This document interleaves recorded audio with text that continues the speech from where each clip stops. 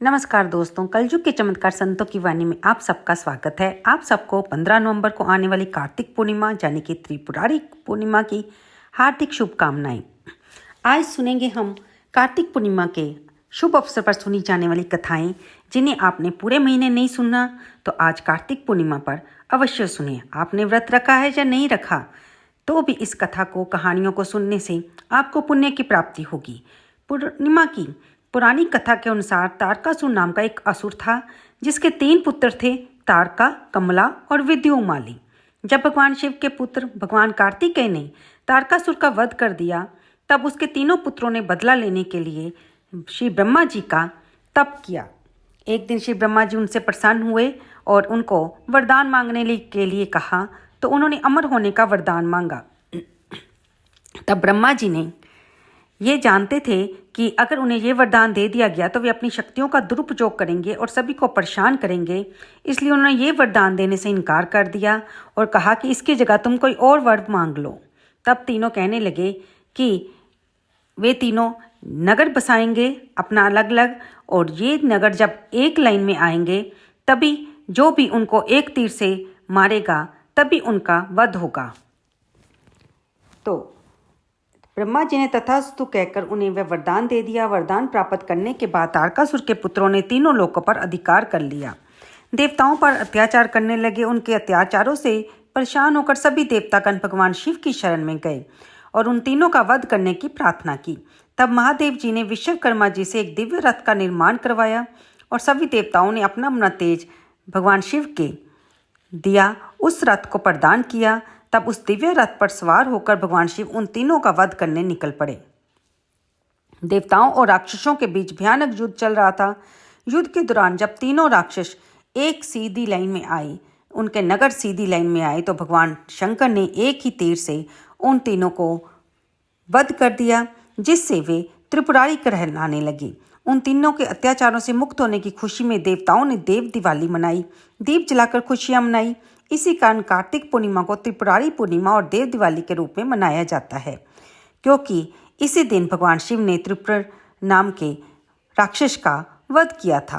अब सुनिए भगवान विष्णु के मत्स्य अवतार की कथा। मान्यताओं के अनुसार एक बार एक प्रतापी राजा, जिसका नाम सत्यव्रत था, वह नदी में स्नान कर रहा था। स्नान के पश्चात जब सूर्य देव को तर्पण करने के लिए उसने अपने हाथ उठाए तो उसकी अंजलि में एक छोटी सी मछली आ गई। राजा ने वो उस मछली को पुनः नदी में छोड़ दिया। तब वह मछली बोल उठी कि राजन, इस जल में बड़े बड़े जीव रहते हैं जो छोटे जीवों को मारकर खा जाते हैं, कृपया मेरे प्राणों की रक्षा कीजिए। तब सत्यव्रत के हृदय में उस मछली के प्रति दया उत्पन्न हुई। वे उसे अपने कमंडल में डालकर अपने आश्रम में, अपने घर में ले आए। अगली सुबह जब वे नींद से उठे तब मछली का शरीर इतना बड़ा हो चुका था कि कमंडल छोटा पड़ने लगा। तब मछली बोली कि राजन, मेरे रहने के लिए कोई और स्थान ढूंढिए, मैं इसमें नहीं रह पा रही। तब राजा ने मछली को कमंडल से निकालकर पानी के बड़े मटके में रख दिया। रात भर में वह मटका भी छोटा पड़ने लगा। मछली का आकार बड़ा होता जा रहा था। जब सरोवर में डाला गया तो सरोवर भी छोटा पड़ गया। फिर उसे समुंदर में डाल दिया गया। अब आश्चर्य की बात यह थी कि समुंदर में डालते ही मछली ने विशालकाय मछली का रूप धारण कर लिया। तब सत्यव्रत ने बड़े ही विनम्र स्वभाव से पूछा कि आप कौन हैं जिन्होंने सागर को भी छोटा बना दिया है और आपका रूप विशालकाय बनता जा रहा है। तब भगवान विष्णु ने उत्तर दिया कि मैं हयग्रीव नामक दैत्य के वध के लिए आया हूँ, जिसने छल से वेदों को चुरा लिया है और उसके कारण ही जगत में चारों ओर अज्ञानता और अधर्म फैल गया है।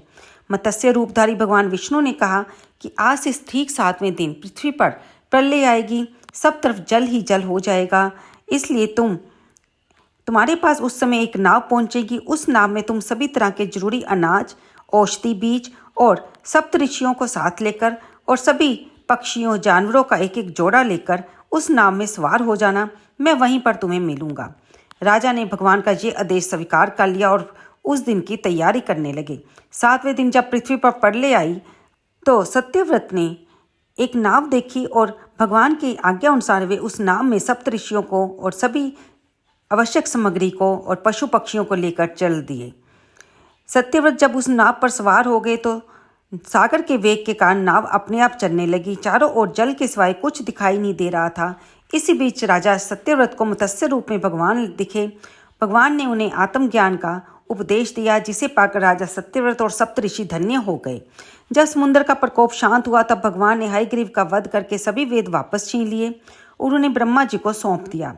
इसके बाद भगवान विष्णु ने मत्स्य रूप धारण करके वेदों का उद्धार किया था तथा प्राणियों का कल्याण किया। कार्तिक पूर्णिमा के दिन ही मनकन्ना नदी में स्नान किया जाता है। विश्व की प्राचीनतम नगरी काशी का मनकन्नी का घाट सब घाटों में सबसे महत्वपूर्ण है, क्योंकि इस घाट पर ऐसा माना जाता है कि स्नान करने से मोक्ष की प्राप्ति होती है। वही वैकुंठ चतुर्दशी के दिन मणिकर्णिका घाट पर स्नान करने से भगवान भोलेनाथ और भगवान विष्णु दोनों का ही आशीर्वाद मिलता है।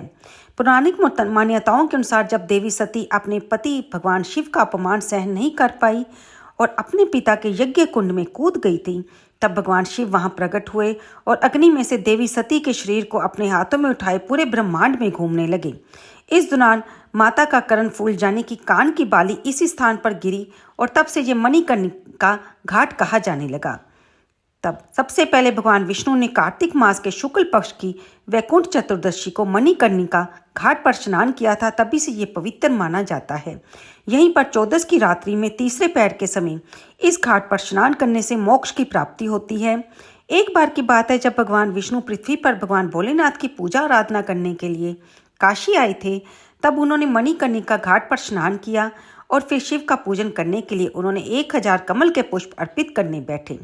तब भगवान शिव ने उनकी परीक्षा लेने के लिए एक कमल का पुष्प छुपा लिया। भगवान विष्णु को जब वह कमल का पुष्प दिखाई नहीं दिया तो उन्होंने अपने नेत्र को, जिसे कि कमल का ही रूप माना जाता है, निकाल कर भगवान भोलेनाथ पर अर्पित करना चाहा तो भगवान भोलेनाथ प्रसन्न हो गए और वहीं पर प्रकट हुए और बोले कि पूरे संसार में उनसे बड़ा महादेव का भगत कोई नहीं है। इस दिन जो कोई भी व्यक्ति मणिकर्णिका घाट पर स्नान करके उनकी पूजा करेगा, उसके सभी कष्ट दूर होंगे और मृत्यु के पश्चात उसे मोक्ष की प्राप्ति होती है। इसलिए इस घाट पर स्नान करने से मनुष्य के सभी पाप ताप नष्ट हो जाते हैं। हिंदुओं का यहाँ पर दाह संस्कार भी किया जाता है, क्योंकि अंतिम संस्कार करने से सीधे स्वर्ग की प्राप्ति होती है, ऐसी मान्यता है। इसलिए इसे मोक्षदायिनी घाट भी कहा जाता है। कार्तिक पूर्णिमा को देव दिवाली के रूप में मनाई जाने के लिए एक और कथा है। वह इस प्रकार है कि एक बार त्रिशंकु को राजा विश्वामित्र ने अपने तपोबल से स्वर्ग पहुंचा दिया। इससे देवतागण नाराज हो गए और त्रिशंकु को देवताओं ने स्वर्ग से भगा दिया। तब शापग्रस्त त्रिशंकु अदर में लटके रहे। त्रिशंकु को स्वर्ग से निकाले जाने पर विश्वामित्र मुनि नाराज हो गए और उन्होंने पृथ्वी स्वर्ग आदि से मुक्त एक नई समूची सृष्टि की रचना की अपने तपोबल से। और फिर उन्होंने कुश, मिट्टी, ऊंट, बकरी, भेड़, नारियल, कोहड़ा, सिंगारा आदि की रचना का क्रम प्रारंभ कर दिया। इस क्रम में विश्वामित्र मुनि ने वर्तमान ब्रह्मा, विष्णु, महेश की प्रतिमा बनाकर भी उन्हें अभिमंत्रित करके उनमें प्राण फूंकना आरंभ कर दिया। तब तो सारी सृष्टि डावाडोल हो गई। अब तो सारी तरफ कोहराम मच गया। हाहाकार के बीच देवताओं ने मुनिवर विश्वामित्र से ऐसा न करने की प्रार्थना की। तब महिषी प्रसन्न हुए। उन्होंने नई सृष्टि की रचना का संकल्प वापस ले लिया। देवताओं और ऋषि मुनियों में प्रसन्नता की लहर दौड़ गई। पृथ्वी, स्वर्ग, पाताल सभी जगह इस अवसर पर दीपावली मनाई गई और यही अवसर पर देव दिवाली के रूप में जाना जाता है और त्रिशंकु को स्वर्ग में स्थान प्रदान किया गया। कार्तिक मास में चिराचिरी की कहानी भी सुनी जाती है, जो कि कार्तिक पूर्णिमा के अगले दिन यानी पड़वा को पढ़ते या सुनते हैं। इस दिन आटे की चिराचिरी बनाकर घर के बीचों बीच रखने के बाद उन्हें वस्त्र पहनाते हैं। घर के सभी कमरों में घर का सारा सामान रखते हैं। चिराचिरी को खील, पतासे, लड्डू का भोग लगाते हैं। इस दिन खिचड़ी बनाकर भी और आम के अचार के साथ ठाकुर जी को भोग लगाकर खुद भी प्रसाद ग्रहण करते हैं और खिचड़ी की सामग्री का दान मंदिर में भी करते हैं। जिन लोगों का अपना घर नहीं है और उन्हें घर खरीदने की इच्छा हो, किसी कारण से वे घर नहीं खरीद पा रहे हों या आपका मकान बनने वाला हो, आपको चिराचिरी की इस कहानी को अवश्य सुनना चाहिए। ऐसा माना जाता है कि इस कहानी को सुनने से मकान जल्दी बन जाता है और जो इच्छा आपकी है कि मकान जिस तरह का आपको चाहिए वह इच्छा पूरी हो जाती है। चिराचिरी की कहानी सुनने के लिए आप अपने घर के आंगन में या खुली जगह पर, मंदिर के सामने भी, कहीं पर भी बैठकर इस कहानी को सुन सकते हैं। कहानी सुनने से पहले आपको आटे से चौक पारकर एक मकान की आकृति बनानी होती है, जिसमें आपको कमरे बनाने होते हैं और हर कमरे में आप थोड़ा सा फूलियों का प्रसाद रख दीजिए और आटे की ही आप छोटी सी एक चिराचिरी बना लीजिए। उसमें एक दीपक जला लीजिए और इस आटे में आप थोड़ा सा हल्दी अवश्य डाल लीजिए, आपको नमक नहीं डालना है। और फिर इस हाथ में थोड़ा से चाहे आप गेहूं के दाने ले लीजिए। फिर इस कथा को, कहानी को सुनिए। हम आपको इसी वीडियो में ये कहानी सुनाने जा रहे हैं। पूजा करने के लिए आपको 4 मिट्टी के दीपक चाहिए। अगर आप घी के दीपक नहीं जला सकते तो आप तिल के तेल के दीपक भी जला सकते हैं और कहानी को सुन सकते हैं। आपने जो घर बनाया उसके चारों कोनों में एक एक दीपक रख दीजिए। और फिर क्योंकि आपने खिचड़ी का जो प्रसाद है वो बना लिया होगा, इस दिन खिचड़ी का ही भोग ठाकुर जी को भी लगाया जाता है, इसलिए चिड़ा चिड़ी को भी आप खिचड़ी का ही भोग लगाएंगे। आप कहीं भी पीली दाल की, मूंग की दाल की, चने की दाल की कोई भी खिचड़ी बना सकते हैं। उसके बाद फिर आपको जितने भी कमरे आपने बनाए हैं उन सब का तिलक कीजिए, मुख्य द्वार का तिलक कीजिए। और कहानी इस प्रकार है कि एक बार 4 चिड़िया थी, चारों कार्तिक स्नान करती थी। परवा आने पर चारों ने सोचा कि चलो खिचड़ी बनाई जाए। एक चिड़िया चावल लेकर आई, एक दाल लेकर आई, एक घी लेकर आई, सबने मिलकर खिचड़ी बनाई। सबने सोचा कि पहले कार्तिक का स्नान कर लें, नहा कर आ जाएं, फिर साथ में बैठकर खिचड़ी को खाएंगे।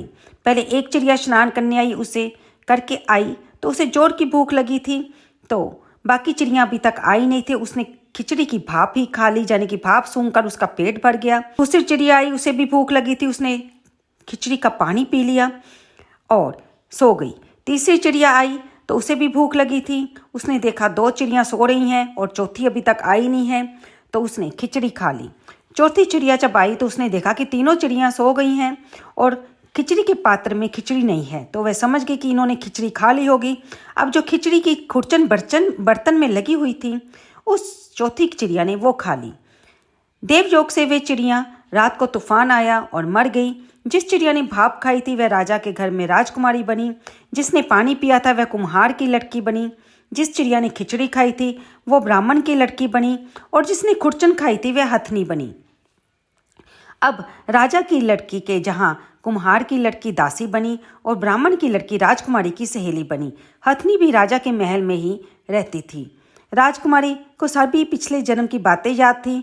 जब राजकुमारी का विवाह हुआ तो वह विदा हो रही थी, तो वह राजा से बोली, पिताजी मैं अपनी सहेली और दासी को भी साथ लेकर जाऊंगी। तब राजा ने कहा, ठीक है ले जाना। अब राजकुमारी ने कहा कि इनके साथ मैं उस हथनी को भी लेके जाऊंगी जो हमारे महल में रहती है। राजा ने कहा, ठीक है उसे भी ले जाना। राजा ने अपने नौकर को हथनी को लाने के लिए भेजा, लेकिन हथनी किसी के बस में नहीं आती थी, किसी के कई अनुसार नहीं चलती थी। जब हथनी नहीं उठी तो राजकुमारी खुद उसके पास गई और उसके कान में उसने पिछले जन्म की बात कही, जिसे सुनते ही हथनी उठकर खड़ी हो गई। ये देखकर राजा बड़ा हैरान होकर सोचने लगा कि ये तो मेरी बेटी है, लेकिन ये तो जानवरों से बात करती है, कहीं ये कोई बहरूपिया तो नहीं। तब राजा ने क्रोध के मारे तलवार निकाली और कहा, सच सच बता तू कौन है। तब राजकुमारी ने कहा कि पिताजी मैं पिछले जन्म में हम चारों चिड़िया थी और सहेलियाँ थी। फिर उसने सारी कहानी पिछले जन्म की राजा को बतलाई। राजा ये जानकर हैरान रह गया कि कार्तिक स्नान का इतना बड़ा महत्व होता है कि वो पक्षियों को भी अगले जन्म में मनुष्य बना देता है और उन्हें राजयोग प्रदान करता है।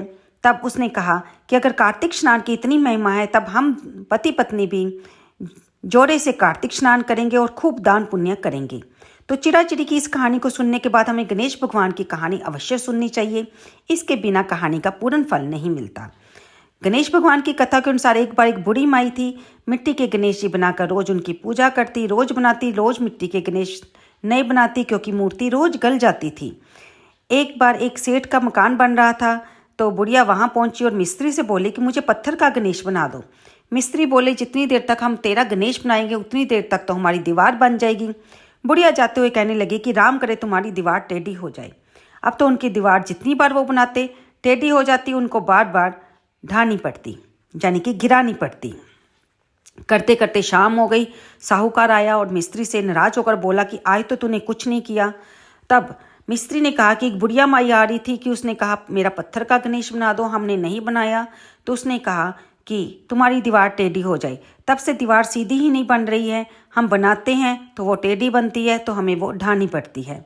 तब सेठ ने बुढ़िया माई को बुलाया और कहा कि हमारी दीवार को सीधा बनवा दो, हम तुझे सोने का गणेश बनवा देंगे। तब बुढ़िया ने अपने प्रभु से यानी कि गणेश जी से प्रार्थना की कि इनकी दीवार सीधी हो जाए। बुढ़िया के प्रार्थना करने पर सेठ की दीवार सीधी बन गई और सेठ ने बुढ़िया माई को सोने के गणेश बनवाकर दे दिए। जैसे सेठ की दीवार सीधी हुई, हे गणपति जी वैसे ही सबकी दीवार सीधी करना, यानी कि सबके काम सीधे करना, सबके विघ्न हरना। और बुढ़िया माई को जैसे कि आपने सोने का गणेश प्रदान हुआ, वैसे ही सभी को धन सुख समृद्धि से उनके घर भरपूर करना, सबको कथा कहते सुनते हुंकारा बनते सभी के कार्य सिद्ध करना। बोलिए गणपति भगवान की जय, बोलिए कार्तिक देव की जय, विष्णु भगवान की जय, भोलेनाथ की जय, माता लक्ष्मी की जय, माता तुलसी की जय। आप भी इस कहानी को सुनने के बाद इस वीडियो को जरा सी भी अच्छी लगी हो तो लाइक अवश्य कर देना। कमेंट बॉक्स में जय श्री हरि लिखना बिल्कुल ना भूलना। कार्तिक पूर्णिमा का दिन, पवित्र दिन, साल का सबसे पवित्र दिन कहा जाए, सबसे बड़ी पूर्णमासी, सबसे बड़ी पूर्णिमा। कथा सुनते रहिए, कहते रहिए और दीपदान ज़्यादा से ज़्यादा आज 15 नवंबर को अवश्य कीजिए। धन्यवाद दोस्तों।